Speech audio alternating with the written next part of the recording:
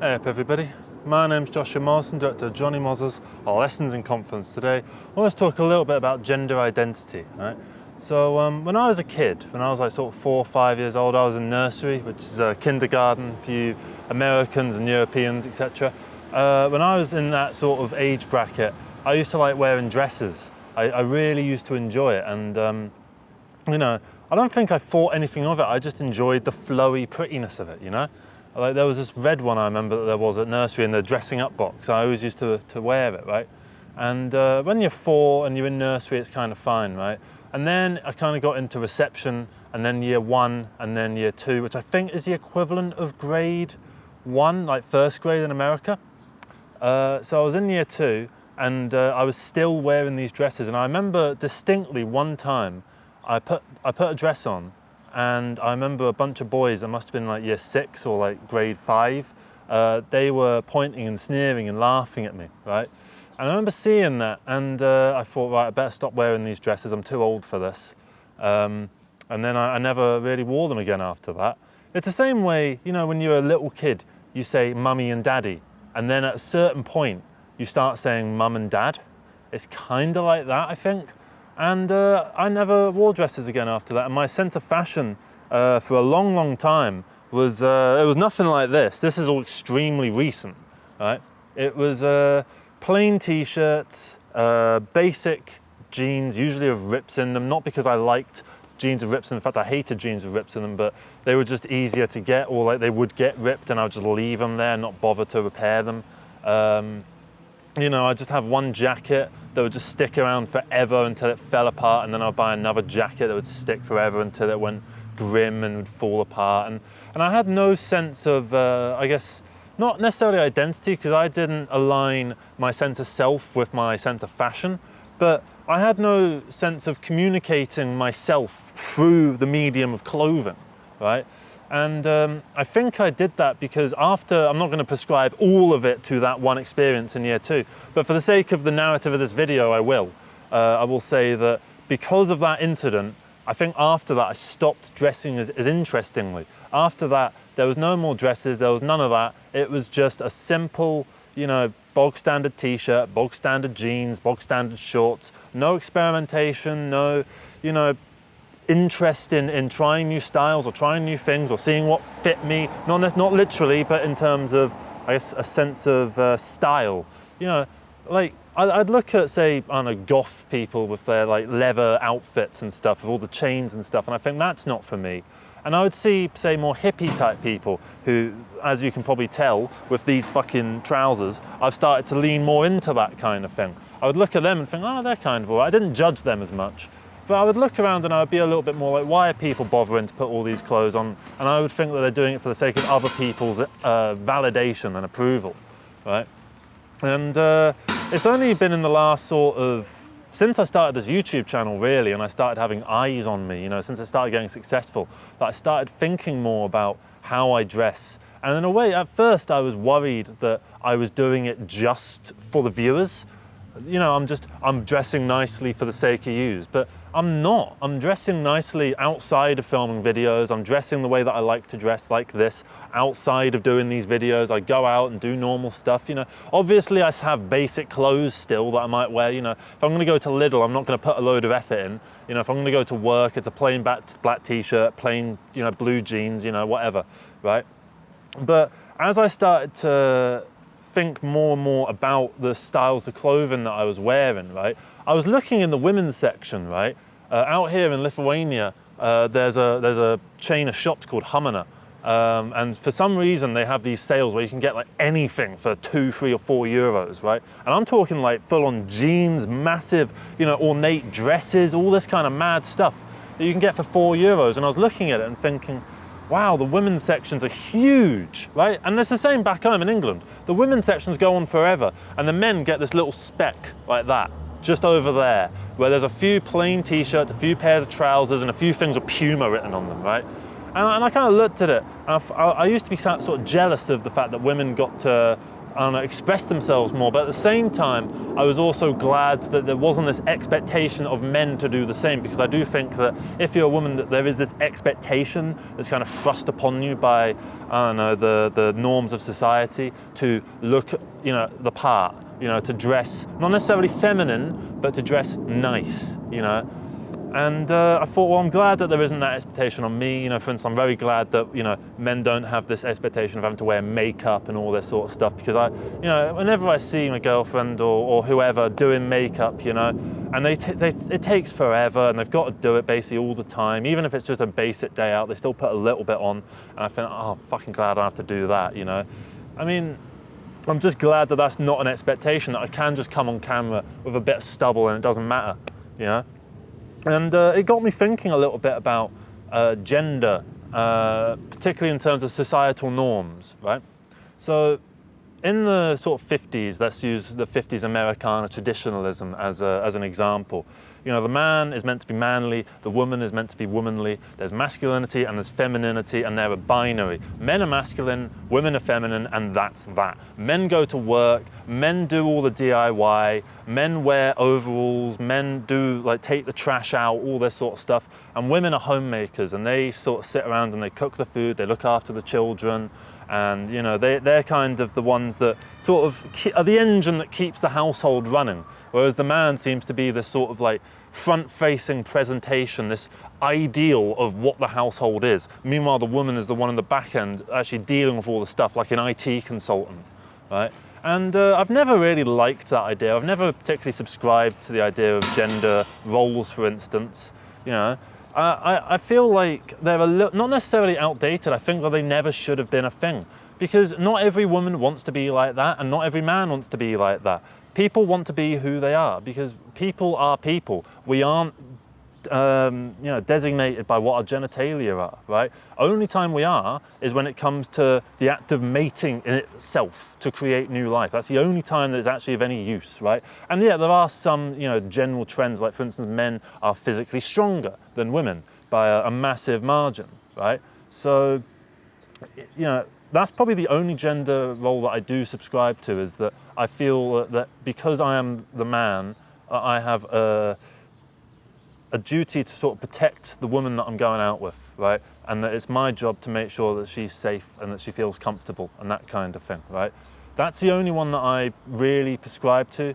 I'm sure if I really sat down and thought about it, there might be a couple others, like little things here and there, but nothing that's, you know, an expectation that's thrust upon the woman to do this, and by the same token, I don't want those same expectations of manliness thrust onto me, right? I'm not particularly great at DIY. I've put a few shelves up, I've you know, fixed a leaky tap, you know, the odd thing here or there. I helped my parents build a summer house, but at the end of the day, I was just following my dad's instructions. I'm not particularly great at all this sort of stuff, you know? I mean, say that these gender roles are there for a reason, right? As I feel like, you know, a traditionalist might say, they are here because they help society be the best that it can be, and then it allows culture to be as rich and fulfilling as it can be. I feel like that would be part of their argument. I feel like if that were the case, then it wouldn't be so difficult to fight it. It wouldn't be a case that, you know, like, for instance, when divorce became essentially legalized, no-fault divorce became legalized in the 70s in America, and the rates of divorce skyrocketed. Like, why would that have happened if not for the fact that there were these expectations being thrust upon women? I'm going to say that because we live in a patriarchal system, and I think it's mad to sort of try and deny that. We do live in a patriarchal system where, even if, like, say, let's just let the, you know, patriarchs have the wage gap thing. Fuck it, let's say there's no wage gap, right? At the same time, though, women have such a disadvantage in the workplace. I feel like women, whenever I've sort of been working with women on film sets and stuff, I've noticed that the women are working so much fucking harder than the men. In everything, and not just in the film industry, but in all jobs, all facets of things. They're doing so much, right? And obviously it's not every single woman. Obviously there's lazy women, just like there's really hardworking men, right? But it seems like there's so many more issues that come around from being a woman that I don't have to think about being a bloke, you know? Like, for instance, whenever I've been directing a film set and I've brought on, you know, like 10, 15, 20 people to help me make it, right? And I've gotten them all from Mandy.com, which is essentially like, you know, an Indeed or like job application kind of thing for the film industry. I've found that young women are the hardest workers on my film sets by far. And that's not to denigrate the men by any capacity, but I just noticed that in general, as a general trend, the women are doing so much and they seem to be so proactive about it. And part of me feels like, because I remember I saw this saying, I can't remember where I saw it, but it was something like a woman has to do 5 times the amount of work to get the same amount of recognition as a man. And I do think that's true, because it's only after 300 fucking videos of this, after doing like 5 or 6 of these films, that I've even acknowledged this, right? I've had this idea for a while and I've not really known how to bring it up because it's only a little idea in the back of my head. It's not like I've done a fucking thesis study on, you know, women's work rates versus men's work rates, and it's not like I have all the data to hand to fucking present to you, and I might not even be completely correct on it, but from what I have noticed, from my experience, and from what other people have told me from their experiences, women are working really, really hard and getting the same recognition as blokes, right, who aren't doing as much. I've been a fucking gadabout in so many jobs, right, and just sort of coasted by. Meanwhile, other, like, women are doing the same thing as me and getting a load of shtick for it. And I don't necessarily understand that. I think there's this idea that, you know, women aren't taken as seriously in general, right? And I fall victim to this as well, because, I mean, I'm a man living in a patriarchal system, right? And I try to, like, you know, move past it, right? To ignore that little thing in the back of my head, because it's not conscious, it's completely subconscious. It's not something I can bring into words. It's all automatic from, you know, 26 years now of being raised in a patriarchal system, right? And it got me thinking about gender as a concept, particularly, you know, you've got trans people that have become the topic of the last sort of 10, 20 years, right? And at first I thought, why on earth would someone want to be a trans woman, to live in the subjugated class, you know, in this kind of thing? And I'm not saying that to say that you shouldn't transition if that's not who you feel like you are. Be the person that you feel like you are. If you feel like you are a woman, right, then as far as I'm concerned, you are a woman, right? It's not about the fucking genitalia. That's sex as a concept. Gender and sex are 2 distinct things. Sex is a purely biological thing, right? And gender is a societal thing, right? And it got me thinking more so about that time when I was wearing those dresses, right? Because, look, I questioned my gender identity. I thought, when I was a kid, I used to like wearing dresses. And when I was, you know, sort of 17, 18, 19, I liked the idea vaguely, but I would never have dreamt of doing it because I didn't have the confidence. And I started to wonder, am I trans? Have I got some kind of gender fluidity within me or something like that? And, you know, I came to the conclusion that I am just cisgender, right? I am basically a normal bloke, right, who likes women, right? Maybe there's a tiny bit of bi-curiosity in there, but I'd say 95% straight, right? And at the end of the day, that's fine. And if I was gender fluid or whatever the fuck, then that's fine as well, because those aren't the things that define you. Your masculinity or your femininity, your manhood and your womanhood aren't the things that define who you are. Your passions, your aspirations, your dreams, the things that you like to talk about, your interests, those are the things that make you who you are. Not the thing between your legs, not the way you look, right? It's who you are on the inside that matters, and how you can project that through whatever medium it is that you so choose, whether that be fashion, whether that be making art, whether that be communication and dialogue, preferably some combination of a few different things. Those are the things that are what make you on the outside. And you know who you are on the inside, and it's just a case of trying to figure out how you can accurately portray that to a wider audience. Not necessarily like online like what I'm doing, but I just mean to your fellow man that you meet on the street, right? And that's what's important. It's not the labels that you prescribe to yourself. Like, sure, I could go around and say I'm a cisgender male, right? But I don't sit there and think that I am one. Just the same way that a transgender woman or a transgender man doesn't think that they are that. They know that they are that, right? It's like the same way that when I do a form, I write my name on it, and I know to do that instantaneously, right? But I don't go around actively thinking that that is the case, right? I don't sit there actively in my brain like, my name is Joshua Morrison, I am a male. My name is Joshua Morrison, I am a male, right? And what's important is that we allow ourselves to be the truest versions of ourselves and to create a society, a civilization that is accepting of people no matter who they are, as long as they aren't hurting anyone else, right? You're allowed to look at someone and think, oh, that's a little bit lame, you know. There's little judgments that come on people, you know. Sometimes I see someone that's just like, they're dressed like shit and they've put zero effort into grooming or whatever, and yeah, I do judge them, right? But it's not like an existential, I think that person should not be allowed to be like that, right?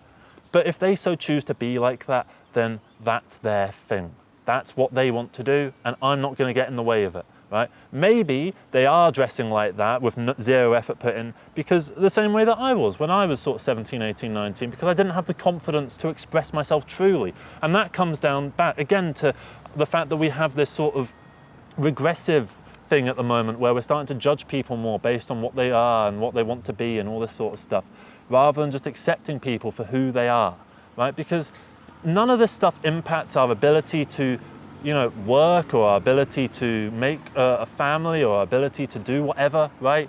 All of these things are just as doable no matter who you are or what's going on with your life. Obviously, some little things might get in the way, like obviously two gay blokes are going to have to adopt rather than just have a child, right? By, you know, that. You know, obviously there's little things like that, but at the same time, there's ways of overcoming that. There's the adoption system. There's all sorts of things that you can do to get around issues. And I think that we should be more accommodating of who people are, because at the end of the day, the wheel of judgment could be turned back at you. The little needle could be pointed back at you, and suddenly you could be the victim of judgment, right? And I don't think that anyone wants that, right? I don't want to be judged. You don't want to be judged. Trans people don't want to be judged. All the LGBTQ, whatever, right, don't want to be judged, right? And yeah, we can sit and make a joke about, you know, oh, there's so many letters in the fucking thing, you know, and yeah, there's a lot of fucking letters in it, right? Haha, we made the joke, right? And it was funny the first time. It's not funny the millionth fucking time, right? And sure, if you find some clever wordplay to do with it, right, then that's fine. And it's not a case of like, you know, being offended by the joke or whatever. I don't know, it's just something that annoys me, because it feels like we're becoming a more judgmental civilization. And I actively try to shut out my judgment because I know that it's a negative trait within me and that it's a flaw within me. That me being judgmental is a negative trait that would turn people away from me, right? And I don't think we should be embracing that. I think we should be trying to fight that, and we should be trying to embrace, you know, just true love between our fellow man, our fellow woman, or whatever it is that you want to be. So that's basically it from me. I hope you got something out of that. Hope you liked the video. Did I miss anything within this? I feel like it's such a wide topic that, you know, I don't have like the full level of expertise in like any kind of historical sense to be able to understand the subjugation that trans people or homosexuals or whatever have gone through across the ages, right? That's not exactly what I was here to talk about. I just wanted to talk about the present day and where we can move on from here. And obviously, history is a guideline for is a roadmap towards our future. But I think having a look around the present from this naive point of view, I just hope it does something for you. I hope you manage to get something out of it. No matter who you are, whatever your politics are, I hope you can resonate with something within what I've said. And if you disagree, then let's have a civilized conversation about it without getting into weird conspiracy theories or attacking people for who they are or what they, you know, think about who they should be, right? Let's just allow people to be who they are, right? And can we leave the whole like, they're coming after our kids fucking thing out of it, right? Because I liked to wear dresses as a kid and I'm fucking cisgender now, right? You know, and I know children now that are living in this whole thing of like, oh, the rainbow's flag is somewhere over there and they're turning out normal, right? So let's just, don't worry about it so much. It's a small percentage, right? And if people want to be like that, then they want to be like that. And it's fine because it's another little person to add to the list, you know. Everyone's individual, and I think that it's nice to embrace who we are and our individuality rather than trying to confine us all into these little boxes, particularly the two boxes of masculinity and femininity, right? Thank you very much for watching, everybody. Love you all. You're all fantastic. Take care and bye-bye.